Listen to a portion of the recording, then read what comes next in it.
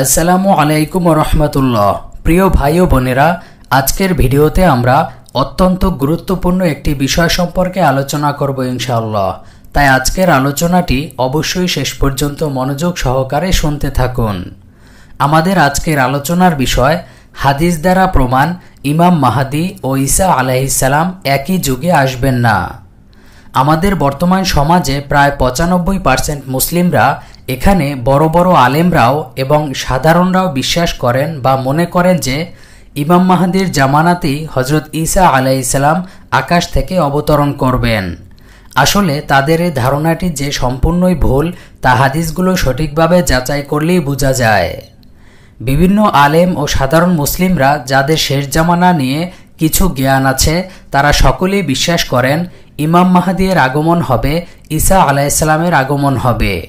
শেষ জামানার ফিতনা প্রসঙ্গে বহু হাদিস রয়েছে এবং এ বিষয়ে ইমামদেরও মত রয়েছে। কিন্তু সমাজে প্রচলিত যে ইমাম মাহদী ও ঈসা আলাইহিস সালাম একই যুগে আসবেন বা ইমাম মাহদীর পিছনে ঈসা আলাইহিস সালাম নামাজ পড়বেন, আলেমরাও এর পক্ষে হাদিসগুলো পেশ করে থাকেন। কিন্তু কোনো হাদিসই এটি বলে না যে ইমাম মাহদীর পিছনে ঈসা আলাইহিস সালাম নামাজ পড়বেন বা তারা দুজনে একই যুগে আসবেন। এটি প্রচলিত হয়ে যাওয়ার দরুন ঢালাওভাবে সকল মুসলিমরাই এখন এই বিষয়টি সঠিক মনে করে। তবে হাদিসে সরাসরি বলা হয়েছে যে ঈসা আলাইহিস সালাম কার পিছনে নামাজ পড়বেন ও ইমাম মাহদীর পর আরও যারা খলিফা হবেন তাদের পরিচয়।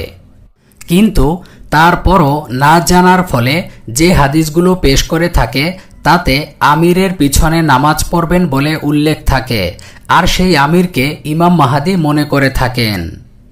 এখন আমরা জানব কেন তারা এরকম ধারণা করছেন। হযরত আবু হুরায়রা রাদিয়াল্লাহু তাআলা আনহু থেকে বর্ণিত, তিনি বলেন, রাসূলুল্লাহ সাল্লাল্লাহু আলাইহি ওয়াসাল্লাম বলেছেন, সেদিন কেমন হবে যখন মরিয়মের পুত্র হযরত ঈসা আলাইহিস সালাম তোমাদের মাঝে অবতরণ করবেন এবং তোমাদেরই একজন তোমাদের ইমাম হবেন। সহিহ মুসলিম শরীফ, ইসলামিক ফাউন্ডেশন নম্বর 289। প্রিয় দর্শক শ্রোতা, এই হাদিসে কোথাও ইমাম মাহদীর কথা উল্লেখ করা হয়নি, বরং এখানে স্পষ্ট করে তোমাদের ইমামের কথা বলা হয়েছে। হযরত জাবের রাদিয়াল্লাহু তাআলা আনহু থেকে বর্ণিত, তিনি বলেন, রাসূলুল্লাহ সাল্লাল্লাহু আলাইহি ওয়াসাল্লাম বলেছেন, আমার উম্মতের একদল মুজাহিদ কিয়ামত পর্যন্ত শত্রুর উপর বিজয়ী থাকবে। এক পর্যায়ে আকাশ থেকে ঈসা ইবনে মারিয়াম আলাইহিস সালাম অবতরণ করলে মুসলমানদের আমির বা সেনাপতি বলবে, আসুন নামাজের ইমামতি করুন। তখন ঈসা আলাইহিস সালাম বলবেন, না, বরং তোমাদের একজন অপরজনের নেতা, তাই তুমি ইমামতি করো। এটি এই উম্মতের জন্য আল্লাহর পক্ষ থেকে একটি বিরাট সম্মান। সহিহ মুসলিম শরীফ, ইসলামিক ফাউন্ডেশন নম্বর 292। প্রিয় দর্শক শ্রোতা, এখানেও খেয়াল করে দেখুন, এই হাদিসেও ইমাম মাহদীর কথা বলা হয়নি, বরং বলা হয়েছে তোমাদের একজন অন্যজনের আমির। তার আগে বলা হয়েছে মুসলমানদের সেনাপতি, আর এটা সাধারণ বিষয় যে ইমাম মাহদী খলিফা হবেন। হযরত আবু সাঈদ খুদরি রাদিয়াল্লাহু তাআলা আনহু থেকে বর্ণিত, তিনি বলেন, রাসূলুল্লাহ সাল্লাল্লাহু আলাইহি ওয়াসাল্লাম বলেছেন, ঈসা ইবনে মারিয়াম আলাইহিস সালাম যার পিছনে নামাজ পড়বেন তিনি তোমাদের মধ্য থেকেই একজন। কিতাব আল মাহদী, লেখক হাফিজ আবু নাঈম রহমাতুল্লাহ আলাইহি। এই হাদিসেও কোথাও ইমাম মাহদীর কথা উল্লেখ করা হয়নি, বরং এখানেও তোমাদের একজনের কথা বলা হয়েছে। হযরত উসমান ইবনে আবুল আস রাদিয়াল্লাহু তাআলা আনহু বলেন, আমি রাসূলুল্লাহ সাল্লাল্লাহু আলাইহি ওয়াসাল্লামকে বলতে শুনেছি, হযরত ঈসা আলাইহিস সালাম আসরের নামাজের সময় অবতরণ করবেন। তখন মুসলমানদের আমির তার নিকট আবেদন জানাবেন, হে আল্লাহর রসুল, আপনি নামাজের ইমামতি করুন। তিনি বলবেন, এই উম্মত একে অন্যের উপর আমির, অর্থাৎ তোমাদের জন্যই নামাজের ইকামত দেওয়া হয়েছে, তাই তোমরাই নামাজ পড়াও। তখন আমির অগ্রসর হয়ে নামাজ পড়াবেন। মুসনাদে আহমদ, চতুর্থ খণ্ড, 216 পৃষ্ঠা। দুররে মানসুর, দ্বিতীয় খণ্ড, 243 পৃষ্ঠা। মুস্তাদরাকে হাকিম, চতুর্থ খণ্ড, 478 পৃষ্ঠা। প্রিয় দর্শক শ্রোতা, এই হাদিসেও ইমাম মাহদীর কথা কোথাও বলা নেই, বরং বলা হয়েছে মুসলমানদের আমিরের কথা। মূলত এই কিছু হাদিস ছাড়া আর কোনো দলিলই নেই যা দিয়ে প্রমাণ করতে পারে যে ইমাম মাহাদির জামানায় ঈসা আলাইহিসসালামের আগমন হবে। কিন্তু এই দলিলগুলো দিয়েও সরাসরি প্রমাণ হয় না যে ইমাম মাহাদির পিছনে ঈসা আলাইহিসসালাম নামাজ পড়বেন। তাই বেশিরভাগ আবেগী মুসলমান মনে করেছেন এই সকল হাদিসগুলোতে মুসলমানদের ইমাম বা আমির বলতে ইমাম মাহাদির কথা বলা হয়েছে, যদিও এ ধারণাটি একদমই ঠিক নয়। ইমাম মাহাদি ছাড়াও আরও অনেক আমির বা খলিফা হবেন তা হাদিস দ্বারা সুস্পষ্ট। রসুলুল্লাহ সাল্লাল্লাহু আলাইহি ওয়াসাল্লামের এমন কোনো সহি হাসান হাদিসেও সরাসরি বলা হয়নি যে হজরত ঈসা আলাইহিসসালাম ও মুহাম্মদ ইবনে আবদুল্লাহ আল মাহাদি একই সময় আত্মপ্রকাশ করবেন। বরং অসংখ্য হাদিস রয়েছে এই মতের বিপরীত, যে হাদিসগুলো নিয়ে গবেষণা করলে বোঝা যায় হজরত ইমাম মাহাদি ও ঈসা আলাইহিসসালামের আবির্ভাবের মধ্যে রয়েছে বিশাল একটি সময়ের ব্যবধান। এখন আমরা আলোচনা করব ইমাম মাহাদি ও হজরত ঈসা আলাইহিসসালাম একই সময় আবির্ভাব হবে না, তার প্রমাণসমূহ। সহিহ হাদিসে এসেছে ইমাম মাহাদি 7 থেকে 9 বছর জীবিত থাকবেন, আর তার খিলাফতের সময়ও এটাই। তার জামানায় পৃথিবীতে শান্তি শৃঙ্খলা বিরাজ করবে। হজরত আবু সাঈদ খুদরি রাদিয়াল্লাহু তাআলা আনহু নবী করিম সাল্লাল্লাহু আলাইহি ওয়াসাল্লাম হতে বর্ণনা করেন, আখিরি জামানায় আমার উম্মতের ভিতরে মাহাদির আগমন ঘটবে। তার শাসনকালে আকাশ থেকে প্রচুর বৃষ্টিপাত হবে, জমিন প্রচুর ফসল উৎপন্ন করবে। তিনি মানুষের মাঝে সমানভাবে প্রচুর সম্পদ বিতরণ করবেন। গৃহপালিত পশুর সংখ্যা বৃদ্ধি পাবে এবং উম্মতে মুহাম্মাদের সম্মান বৃদ্ধি তথা হারানো গৌরব ফিরে পাবে। তিনি 7 বছর কিংবা 8 বছর জীবিত থাকবেন। মুস্তাদরাকে হাকিম 4th খণ্ড 601 নম্বর হাদিস, সিলসিলায়ে সহিয়া 711 নম্বর হাদিস। আলবানী হাদিসটিকে সহি বলেছেন। প্রিয় দর্শক শ্রোতা, এখন কিছু সময়ের জন্য ধরা যাক ইমাম মাহাদির জামানাতেই ঈসা আলাইহিসসালাম আগমন করবেন। হজরত ঈসা আলাইহিসসালামের পৃথিবীতে আগমনের কারণ হবে দাজ্জালের প্রকাশ হওয়ার পরে, কারণ এর আগে তো ঈসা আলাইহিসসালামের আগমন হবে না, যা অসংখ্য হাদিস দ্বারা প্রমাণিত। দাজ্জাল প্রকাশ পাওয়ার পর 40 দিন পৃথিবীতে ফিতনা করবে। এই 40 দিনের ব্যাখ্যায় এসেছে প্রথম দিন 1 বছরের সমান, পরের দিন 1 মাস, তার পরের দিন 1 সপ্তাহ, আর বাকি দিন সাধারণ দিনের মতো। এখন এই সময়টি যদি যোগ করা হয় তা 1 বছর ও 2 মাসের কম বেশি হয়। এই সময়ের আগে ঈসা আলাইহিসসালাম আসবেন না। এখন এই সময়ে দাজ্জাল পৃথিবীতে ফিতনা সৃষ্টি করতে থাকবে, তাও ইমাম মাহাদি খলিফা থাকা অবস্থায়। তাহলে ইমাম মাহাদির যুগ কিভাবে শান্তিময় হলো আর উম্মতে মুহাম্মাদি কিভাবে সুশৃঙ্খল থাকলো? শুধু এই একটি ফিতনা নয়, আরও রয়েছে যুদ্ধ বিগ্রহ। হাদিসে এসেছে হজরত উম্মে শুরাইক রাদিয়াল্লাহু তাআলা আনহা থেকে বর্ণিত, তিনি বলেন, রাসূল সাল্লাল্লাহু আলাইহি ওয়াসাল্লামকে আমি বলতে শুনেছি, দাজ্জালের ভয়ে পলায়ন করে মানুষ পাহাড়ে গিয়ে আশ্রয় নেবে। উম্মে শুরাইক রাদিয়াল্লাহু তাআলা আনহা জিজ্ঞেস করলেন, আল্লাহর রসুল, আরব সম্প্রদায় তখন কোথায় থাকবে? উত্তরে রাসূল সাল্লাল্লাহু আলাইহি ওয়াসাল্লাম বললেন, আরব সম্প্রদায় তখন সংখ্যায় অল্প থাকবে। সহিহ মুসলিম শরীফ ইসলামিক ফাউন্ডেশন নম্বর 7126, সুনানে তিরমিজি হাদিস নম্বর 3930, মুস্তাদে আহমদ হাদিস নম্বর 27073। দেখা যাচ্ছে তাহলে ইমাম মাহাদি জীবিত থাকা অবস্থাতেই ফিতনা দেখা দিয়েছে, যা প্রথম সেই সহিহ হাদিসটির বিপরীত। এখানেই শেষ নয়, হাদিসে এসেছে দাজ্জাল রেগে বের হয়ে আসবে, আর এর কারণ হচ্ছে মুসলিমরা বিভিন্ন যুদ্ধে বিজয়ী হতে থাকবে। এখন দাজ্জাল প্রকাশ হওয়ার আগের অন্যতম কারণ হবে মুসলিমদের কুস্তুনতুনিয়া বিজয়। হাদিসে এসেছে, মাখুল বলেছেন, মালহামা বা মহাযুদ্ধ, কুস্তুনতুনিয়া বিজয় আর দাজ্জালের বের হওয়ার মাঝে 7 মাস সময়। চুক্তি হওয়া আর ভঙ্গ হওয়া রোমদের সাথে এটার মাঝেও একই সময়, একটা আরেকটার পরপর হবে। মুসান্নাফ ইবনে আবি শায়বা হাদিস নম্বর 36507। হজরত জুবায়ের ইবনে নুফাইর রহমাতুল্লাহ আলাইহি থেকে বর্ণিত, তিনি ইরশাদ করেন, মুসলমানগণ আল্লাহু আকবার তাকবীর দ্বারা কাফেরদের একটি শহর দখল করবে। উক্ত শহরের 3টি দেয়াল আল্লাহ তাআলা 3 দিনে ধ্বংস করে দিবেন। এভাবে যুদ্ধ চলাকালীন তাদের কাছে দাজ্জালের আবির্ভাব হওয়ার খবর এসে পৌঁছবে। উক্ত খবর যেন তোমাদের মাঝে কোনো আতঙ্ক বিরাজ না করে, কেননা সংবাদটি মিথ্যা হবে। সুতরাং উল্লেখিত খবর শুনে দৌড় না দিয়ে গনিমতের মাল সংগ্রহ করতে থাকবে। আল ফিতান নোয়াইম বিন হাম্মাদ, হাদিস নম্বর 1393।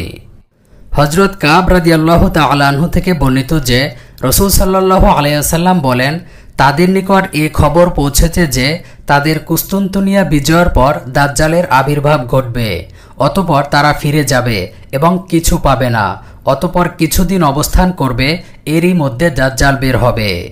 আল ফিতান নোয়াইম বিন হাম্মাদ, হাদিস নম্বর 1469।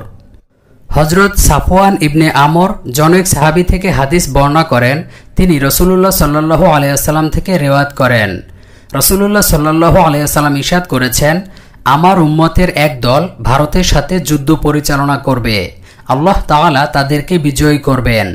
এক পর্যায়ে শিকল পরা অবস্থায় ভারতের রাজার সাথে মুসলমানদের সাক্ষাৎ হবে।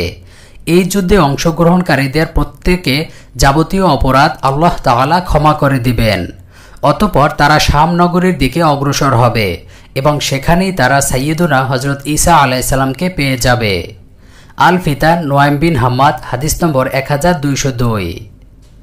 অন্য হাদিসে এসেছে, বিশিষ্ট সাহাবী হযরত কাব রাদিয়াল্লাহু তাআলা আনহু থেকে বর্ণিত, তিনি বলেন, বাইতুল মুকাদ্দাসের জনৈক বাদশাহ ভারতের দিকে সৈন্য প্রেরণ করে ভারত জয় করবেন এবং সেখানে অবস্থিত যাবতীয় সম্পদসমূহ হস্তগত করার পর সেগুলোকে বাইতুল মুকাদ্দাসের অলংকার হিসেবে রেখে দিবেন। এরপর ভারতের বিভিন্ন রাষ্ট্র জয় করার পর দাজ্জালের আবির্ভাব হওয়া পর্যন্ত তারা ভারতেই অবস্থান করতে থাকবে। আল ফিতান নোয়াইম বিন হাম্মাদ, হাদিস নম্বর 1215।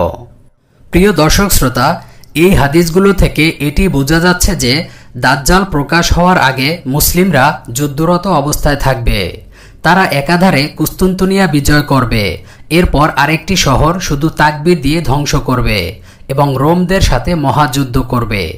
এই সকল যুদ্ধের কারণ হবে নতুন করে ফিতনা ফাসাদ সৃষ্টির কারণে, আর এতে রোমরা চুক্তি ভঙ্গ করবে এবং বিশৃঙ্খলা করবে, আর ইহুদিরাও চুক্তি ভঙ্গ করবে, বিশৃঙ্খলা করবে এবং হিন্দুস্তানের দ্বিতীয় মর্যাদাপূর্ণ যুদ্ধটিও হবে। মানে এত এত যুদ্ধ সংঘটিত হওয়া ও বিজয় হওয়া, এরপরে দাজ্জালের আগমনের ফিতনা, যা উল্লেখিত হাদিসে স্পষ্টভাবে বলা হয়েছে। তাহলে এই সকল কিছু কি ইমাম মাহাদির খিলাফতকালে সংঘটিত হবে, যেখানে বলা হয়েছে তার জামানাতে কোনো ফিতনা বিশৃঙ্খলা হবে না? এখানেও হাদিসের বিপরীত বিষয় পরিলক্ষিত হয়। আবার দাজ্জালের আগমনের আগে এই সকল যুদ্ধ হবে, যেরকম বলা হয়েছে তেমনি বলা হয়েছে এই যুদ্ধগুলো কার মাধ্যমে হবে আর তখন কে খলিফা থাকবেন। শুধু তাই নয়, দাজ্জালের আগমনের আগে আবার পৃথিবীতে অনাবৃষ্টি ও দুর্ভিক্ষ দেখা দিবে। হযরত আসমা বিনতে ইয়াজিদ আনসারিয়া রাদিয়াল্লাহু তাআলা আনহা থেকে বর্ণিত, তিনি বলেন, একদা আমরা রাসূল সাল্লাল্লাহু আলাইহি ওয়াসাল্লামের সাথে তার ঘরে অবস্থান করছিলাম। তখন তিনি দাজ্জাল বিষয়ে আলোচনা করতে গিয়ে বলেন, দাজ্জালের আবির্ভাবের পূর্বে 3টি বছর এমন হবে যে প্রথম বছর আকাশ তার 1/3 বৃষ্টি বন্ধ করে দিবে, ভূমি তার 1/3 ফসল উৎপাদন বন্ধ করে দিবে। দ্বিতীয় বছর আকাশ তার 2/3 বৃষ্টি বন্ধ করে দিবে, ভূমি তার 2/3 ফসল উৎপাদন বন্ধ করে দিবে। তৃতীয় বছর আকাশ তার পরিপূর্ণ বৃষ্টি বন্ধ করে দিবে, পাশাপাশি ভূমিও তার ফসল উৎপাদন পরিপূর্ণভাবে বন্ধ করে দিবে। ফলে সুস্থ ও অসুস্থ সকল গরু ছাগল ও প্রাণীর প্রাণহানি ঘটবে। সুনান ইবনে মাজা, হাদিস নম্বর 4077, মুসনাদে আহমদ, হাদিস নম্বর 27568। প্রিয় দর্শক শ্রোতা, তাহলে খেয়াল করে দেখুন, দাজ্জাল যদি ইমাম মাহাদির জামানাতেই আবির্ভাব হয়, তাহলে দাজ্জাল হত্যা হওয়ার আগে 1 বছর 2 মাস পৃথিবীতে ঘুরবে, আর দাজ্জাল বের হওয়ার আগে 3 বছর বৃষ্টি কমে যাবে, ফসল হবে না ঠিকমতো। আর এর আগে সংগঠিত হবে রোমদের সাথে মহাযুদ্ধ, কুস্তুনতুনিয়ার যুদ্ধ, হিন্দুস্তানের যুদ্ধ। তাহলে এত কিছু যদি ইমাম মাহাদির খিলাফতকালেই সংগঠিত হয়, তাহলে তার খিলাফতকালে শান্তি বা শৃঙ্খলা থাকলো কোথায়? তার জামানাতে তো যুদ্ধ বিগ্রহ, ফিতনা, বিশৃঙ্খলা, দুর্ভিক্ষ ছাড়া আর কিছুই থাকে না। তাহলে পৃথিবীতে শান্তিময় হবে কখন? সহিহ হাদিসে রয়েছে যে তার জামানাতে ব্যাপক সমৃদ্ধি লাভ করবে ও সব কিছুতে বরকত থাকবে। এখন তাহলে এই সকল ফিতনা, যুদ্ধ বিগ্রহ ও মালহামা কখন হবে নাকি হবে না? তাহলে এইগুলো তার জামানায় বা তার খিলাফতকালে না হলে কখন হবে? হযরত দিনার ইবনে দিনার রাহমাতুল্লাহ আলাইহি থেকে বর্ণিত, তিনি ইরশাদ করেন, আমার কাছে সংবাদ পৌঁছেছে যে নিঃসন্দেহে মাহদী মৃত্যুবরণ করলে মানুষের মাঝে ব্যাপক গণহত্যা দেখা দিবে এবং একে অন্যকে হত্যা করবে। অনারবদের জয় জয়কার হবে এবং ভয়াবহ যুদ্ধ বিগ্রহ প্রকাশ পাবে। মানুষের মধ্যে কোনো শৃঙ্খলা এবং একতাবদ্ধ থাকবে না। এক পর্যায়ে দাজ্জালের আবির্ভাব হবে। আল ফিতান, নোয়াইম বিন হাম্মাদ, হাদিস নম্বর 1134। হযরত কাতাদা রাদিয়াল্লাহু তাআলা আনহু বলেন, রাসূল সাল্লাল্লাহু আলাইহি ওয়াসাল্লাম বলেছেন, শেষ জামানায় ইমাম মাহদীর আগমন ঘটবে। তখন তিনি দুই হাতে মানুষের মাঝে শান্তি বন্টন করবে। তারপর মাহদীর মৃত্যুর পরে আবার ফিতনা দেখা দিবে। তখন আসবে মারিয়ামের পুত্র ঈসা আলাইহিস সালাম। as-সুনানু কিতাবুল ফিরদাউস, হাদিস নম্বর 812। প্রিয় দর্শক শ্রোতা, এগুলোই যথেষ্ট এটা প্রমাণ করতে যে ইমাম মাহদীর পিছনে ঈসা আলাইহিস সালাম নামাজ আদায় করবেন না, আর না ইমাম মাহদীর জামানায় ঈসা আলাইহিস সালাম আগমন করবেন। হাদিসে এখানে স্পষ্টভাবে এসেছে যে ইমাম মাহদীর মৃত্যুর পরই সকল ফিতনা ও যুদ্ধ বিগ্রহ দেখা দিবে আর তার শেষ পর্যায়ে দাজ্জালের আবির্ভাব হবে। হাদিস থেকে এটা প্রমাণিত হয় যে ইমাম মাহদীর মৃত্যুর পরই দাজ্জালের আবির্ভাব হবে। হয়তো অনেকে এটাও বলতে পারেন যে এই সকল যুদ্ধ অন্য কোনো সময় হবে বা মাহদীর আগে হবে বা দাজ্জালকে হত্যার পরে হবে। তারা হয়তো আরেকটি হাদিসকে আবারও মিথ্যারোপ করছে। হযরত ইমরান ইবনে হুসাইন রাদিয়াল্লাহু তাআলা আনহু থেকে বর্ণিত, রাসূল সাল্লাল্লাহু আলাইহি ওয়াসাল্লাম বলেছেন, আমার উম্মতের মধ্যে সর্বদা একটি দল থাকবে যারা হকের পক্ষে যুদ্ধ করবে। তারা দুশমনদের উপর বিজয় থাকবে। তাদের সর্বশেষ দলটি দাজ্জালের বিরুদ্ধে যুদ্ধ করবে। সহিহ মুসলিম শরীফ, হাদিস নম্বর 292 এবং 4717। সুনানে আবু দাউদ, হাদিস নম্বর 2484। মুসনাদে আহমদ, হাদিস নম্বর 19895। এই হাদিস থেকে স্পষ্ট বোঝা যায় যে দাজ্জালের সাথে যুদ্ধ হওয়ার পর আর কোনো যুদ্ধ নেই, যা সুস্পষ্টভাবে প্রমাণিত একটি বিষয়। আর দাজ্জালের সাথে যুদ্ধই মুসলিম উম্মতের শেষ যুদ্ধ। এরপরে আর কোনো জিহাদ বা কিতাল নেই। এরকম আরও অসংখ্য হাদিস থেকে প্রমাণ হয় যে ইমাম মাহদীর পিছনে ঈসা আলাইহিস সালাম নামাজ আদায় তো দূরে থাক, তাদের কোনো দেখা সাক্ষাৎই হবে না। তারা একই যুগেই আসবেন না। তাদের দুজনের মধ্যে অনেক বছরের ব্যবধান রয়েছে, কারণ ইমাম মাহদী খেলাফতের দায়িত্ব 7 থেকে 9 বছর পালন করার পরে মৃত্যুবরণ করবেন এবং তারপরও আরও অনেকে খলিফা হবেন। হাদিসে এসেছে, হযরত আব্দুর রহমান ইবনে কাইস ইবনে জাবের সাদাফি রাদিয়াল্লাহু তাআলা আনহু থেকে বর্ণিত, রাসূল সাল্লাল্লাহু আলাইহি ওয়াসাল্লাম ইরশাদ করেছেন, কাহাতানি এবং পরবর্তীতে আরও যারা খলিফা ও আমির নিযুক্ত হবেন তারা প্রত্যেকে মাহদীর পরে আসবেন। আল ফিতান, নোয়াইম বিন হাম্মাদ, হাদিস নম্বর 1209। হযরত কাব রাদিয়াল্লাহু তাআলা আনহু বলেন, আমি রাসূল সাল্লাল্লাহু আলাইহি ওয়াসাল্লামকে বলতে শুনেছি, অচিরেই মুসলমানরা এক দুর্বল বালকের নেতৃত্বে হিন্দুস্তান দখল করবে, আর এই যুদ্ধের ব্যাপারেই তোমাদের প্রতিশ্রুতি নেওয়া হয়েছে। আর আল্লাহ এই যুদ্ধের বিজয়ের প্রতিশ্রুতি দিয়েছেন, আর সেখান থেকেই আল্লাহ মুশরিকদের পতন করে পৃথিবীতে শান্তি প্রতিষ্ঠা করবেন। একথা বলে তিনি সূরা ইব্রাহিমের 47 নং আয়াত পাঠ করলেন। সাহাবীগণ জিজ্ঞাসা করল, হে আল্লাহর রাসূল, তাহলে মানুষ দাজ্জালকে দেখবে কখন? তিনি বললেন, যখন জাহজা পৃথিবী শাসন করবে তখন হিন্দুস্তান আবারও ইহুদিদের দখলে যাবে, আর তখন বাইতুল মুকাদ্দিস মুসলমানরা শাসন করবে। আর সেখান থেকে জাহাজা কালো পতাকা নিয়ে একদল সৈন্য হিন্দুস্তানে পাঠাবেন এবং হিন্দুস্তান দখল করবে। তারা সেখানে ঈসা ইবনে মারিয়াম আলাইহিস সালামের আগমন পর্যন্ত অবস্থান করবে, আর আল্লাহর নবী ঈসা আলাইহিস সালাম 33 বছর পৃথিবী শাসন করবেন। as-সুনানু কিতাবুল ফিরদাউস, হাদিস নম্বর 1507, কিতাবুল আকিব, হাদিস নম্বর 100, আখিরুজ্জামান আল মাহদী ফিল আলামাতিল কিয়ামা, হাদিস নম্বর 235। প্রিয় দর্শক শ্রোতা, এই সকল হাদিস জানার পর এই বিষয়ে আর কোনো মতবিরোধ থাকার কথা নয়। যারা বলছেন যে তাদের দেখা সাক্ষাৎ হবে আর ইমাম মাহদীর ইমামতিতে ঈসা আলাইহিস সালাম নামাজ আদায় করবেন, তাদের কাছে এর কোনো সঠিক দলিল নেই। এটি একটি বানোয়াট উক্তি যা শুধু ধারণা ভিত্তিক হয়েছে, যা অসংখ্য হাদিসের বিপরীত ছাড়া আর কিছুই নয়। আশা করি বিষয়টি বুঝতে পেরেছেন।